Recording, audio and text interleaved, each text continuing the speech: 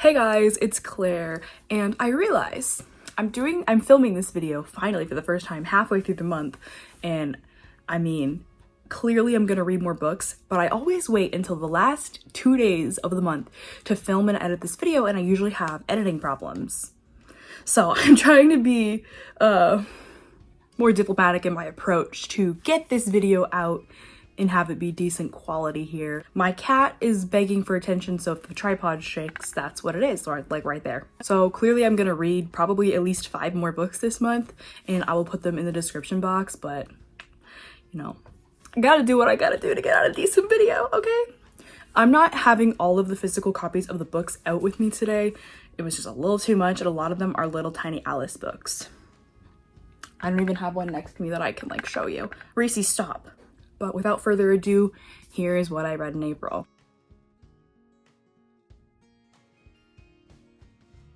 So I started out April with the most perfect book ever for April, starting with Alice by Phyllis Reynolds Naylor.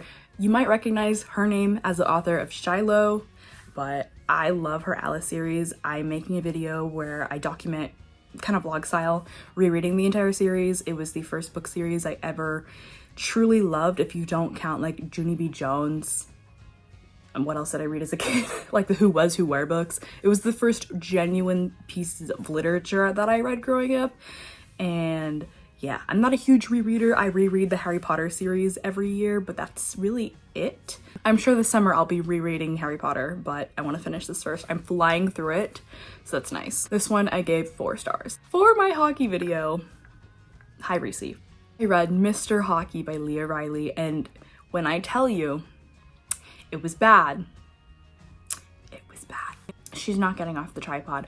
I don't think I've ever read a romance novel that I've enjoyed less than that. I gave away a bunch of my books, and that was not one I wanted to subject to anyone. The writing was so bad.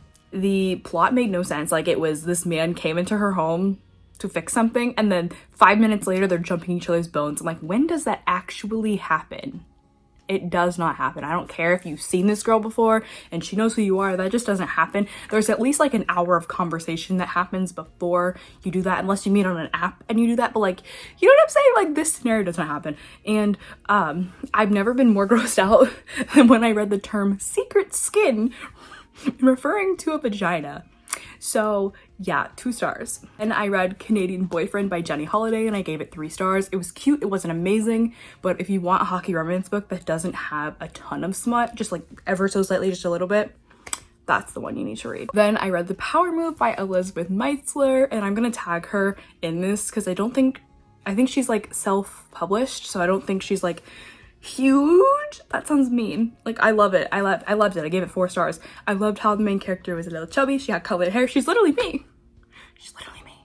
But it was super cute. Definitely one of my more appreciated hockey romance books. And keeping in line with sports romance, I read The Cheat Sheet by Sarah Adams. I gave that 3 stars. Didn't love it, didn't hate it. It was cute. Like, I got the point. If you want to read a sports romance book that doesn't have smut, read that one. Then I read Night Shift by Annie Crown. 4 stars. It was so cute. About this girl who works in the library and wants nothing more than to have a book boyfriend, and she gets her book boyfriend, ladies and gentlemen. Then I attempted to read The Truth About the Accident. I don't even remember who the author was for this, but was it 1 star? Did not finish. It changed perspectives like 7 times before, and that was where I stopped. Before, like, we hadn't even got into the murder yet. We don't know what happened. It already changed perspectives way too many times for me to keep up with. So I sent that book to Allison to try to read. Then I finished Love on the Brain by Ali Hazelwood, gave it 4 stars. I have now read all of the Ali Hazelwoods, like all of the main ones, I should say. I think she has more. But again, I get a lot of her books confused. That and Love Theoretically, I could not tell you the difference. I completely forgot to mention I also attempted to read The Bride by Ali Hazelwood, and I don't like dark romance, I don't like fantasy. I didn't even get into the alpha, beta, gamma stuff. Alpha, beta, gamma, alpha, beta, omega. I'm not up on my omega verse, but I didn't even get to that stuff yet because I already thought it was stupid. So I did not finish it. Then I read Malibu Rising by Taylor Jenkins Reid, and yeah, I didn't realize this was the sequel to Carrie Soto. So that is on my next thing to read. I wanted to read that sometime this week. I'll probably end up getting to it next week, but look out for that in the description of this video because I've probably read it. Malibu Rising wasn't my favorite, but it was still really, really good. And I've never given a TJR book less than 4 stars. Then I read Alice in Blunderland by Phyllis Reynolds Naylor, gave it 4 stars. Then I finally got to reading last month's book of the month, Kill for Me, Kill for You by Steve Kavanaugh, and I gave it 4 stars. I attempted The Fury. Yeah, 1 star, did not finish. Again, it changed perspectives way too many times before it went down, so I couldn't keep up. Then I read Lovingly Alice, which I gave 5 stars. We're starting to get into more of like my kind of Alice, where it's like, yep, these are legitimate questions I would have, things I would say. Yeah. Then I read The Agony of Alice, which is technically the first Alice book. The other 3 were prequels, 5 stars. Then I read Breakaway by Grace Riley, and I really, really, really appreciate this book. She has a really hard time with intimacy, so it hit very close to home. Yeah, 4 stars. Then I read Alice in Rapture, sort of, gave it 5 stars. I attempted to read The Boyfriend Subscription by Stephen Salvatore. 2 stars, did not finish.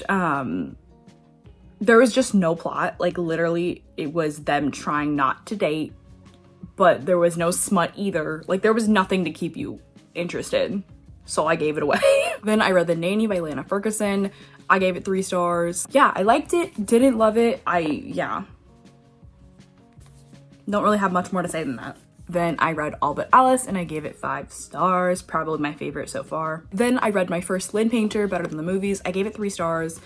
Okay, there's some good things about this and there's some bad things about this. Liz and Joss were just insufferable for me. Like I absolutely could not stand either one of them. So yeah, that was why I didn't get 4 stars. But Wes was great. Everything else in the book was great. I just couldn't stand the main character. And lastly, I read She Drives Me Crazy by Kelly Quinlan and I gave it 3 stars. I read this all in one sitting, wasn't my favorite, but it was super cute nonetheless. I'm not usually the hugest fan of lesbian romances. Like I feel like they just don't hit the way they should hit. You know what I mean? Like every lesbian romance I've read hasn't been good so far. But this is definitely at the top, for sure. I, could not stand the ex-girlfriend, Tally, I think her name was.